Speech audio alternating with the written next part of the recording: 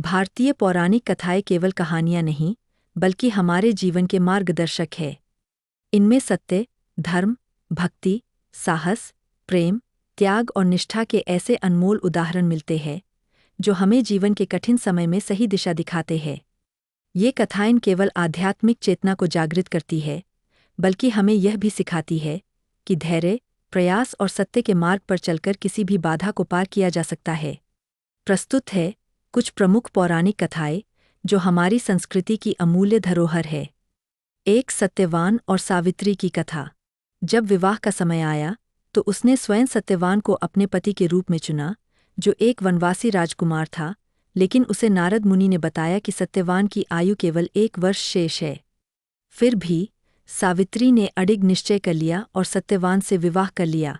जब नियत दिन आया और यमराज सत्यवान के प्राण लेने आए, तो सावित्री ने अपनी बुद्धि और निष्ठा से यमराज को प्रसन्न कर लिया और सत्यवान के जीवन की पुनः प्राप्ति कर ली। यह कथा पतिव्रता स्त्रियों की दृढ़ निष्ठा और भक्ति का प्रतीक है। 2 राजा हरिश्चंद्र की सत्यनिष्ठा। राजा हरिश्चंद्र सत्य और न्याय के लिए प्रसिद्ध थे। एक बार ऋषि विश्वामित्र ने उनकी परीक्षा लेने के लिए उनसे उनका संपूर्ण राज्य मांग लिया। राजा ने अपना राज्य त्याग दिया और पत्नी और पुत्र सहित वन में रहने लगे।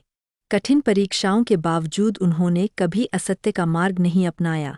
अंततः उनकी सत्यनिष्ठा और धर्मपरायणता से प्रसन्न होकर देवताओं ने उन्हें पुनः राज सिंहासन प्रदान किया और उनका परिवार भी पुनः संगठित हुआ।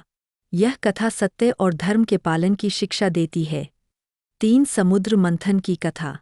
एक बार देवताओं और असुरों ने मिलकर अमृत प्राप्त करने के लिए समुद्र मंथन किया।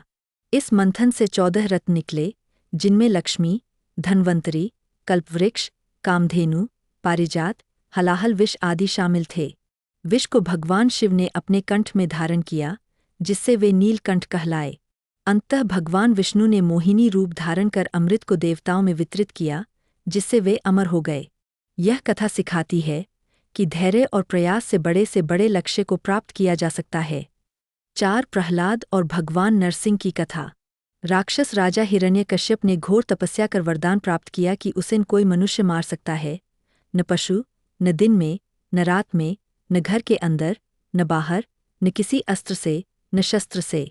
इसके बाद वह अहंकारी हो गया और अपने पुत्र प्रहलाद को भगवान विष्णु की भक्ति करने से रोकने लगा। लेकिन प्रहलाद ने विष्णु भक्ति नहीं छोड़ी। अंततः भगवान विष्णु ने नरसिंह अवतार धारण कर हिरण्यकश्यप का वध किया। इस कथा से हमें भक्ति की शक्ति और अहंकार के नाश का संदेश मिलता है। 5 गणेश जी का जन्म और शिव के क्रोध की कथा। पार्वती जी ने अपनी सुरक्षा के लिए गणेश जी को अपने शरीर की मैल से बनाया और उन्हें द्वार पर प्रहरी के रूप में बैठा दिया। जब भगवान शिव आए और भीतर जाने लगे, तो गणेश जी ने उन्हें रोक दिया। इस पर क्रोधित होकर शिव जी ने अपने त्रिशूल से गणेश जी का सिर काट दिया। पार्वती के विलाप करने पर शिव जी ने हाथी के बच्चे का सिर गणेश जी के धड़ पर रखकर उन्हें पुनर्जीवित किया और उन्हें प्रथम पूज्य होने का आशीर्वाद दिया।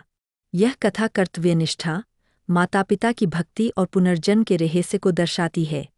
पौराणिक कथाएं केवल मनोरंजन का साधन नहीं, बल्कि जीवन को दिशा देने वाली अमूल्य धरोहर है।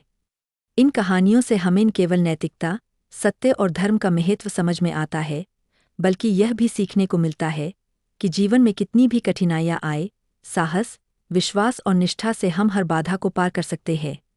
भारतीय संस्कृति की ये कहानियां आज भी हमें प्रेरित करती है और जीवन के सही मार्ग पर चलने की प्रेरणा देती है।